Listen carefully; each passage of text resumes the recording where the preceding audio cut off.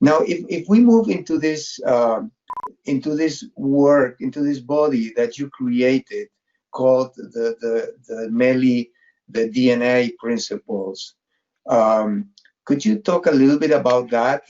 Because you seem to have created a set of principles that will guide not only the way people think and look at the world, but also the way people behave.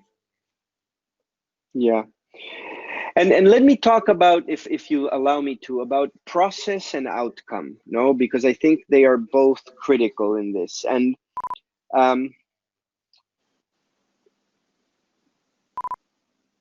the outcome, I think, is a living, breathing, improvable set of principles. And I think we're very proud of the ones we have, but we've also began to want to massage them and come back to them, right? So our principles, just to give people a flavor of what they are, right, is we create value for our users, we endeavor taking risk, we execute with excellence, we are in continuous beta, we compete as a team with a winning mentality or to win, and we give it our all, and we have fun while doing so. And then from each one of those, because these are very aspirational, and I remember endless sparring with you, Richie, saying, this isn't tangible enough for our engineering culture, right? This is too pie in the sky. But from this, you then have these enunciations that begin to become a lot more behavioral, right? So for example, within competing as a team to win, we say we collaborate within MELI and we compete with the outside world. We construct the best teams and we trust their decisions.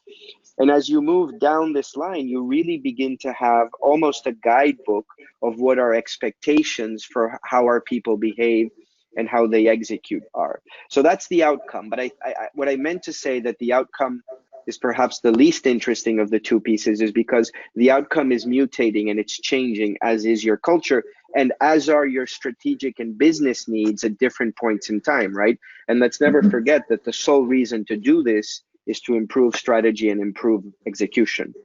The process was very enriching. Sorry for the long answer, because the process was a combination of trying to gather from the founding team and the existing leadership what they thought that culture was. But these cultural principles were actually not written or designed by that founding team. We built a committee of people who we thought wanted to participate and had a lot to contribute.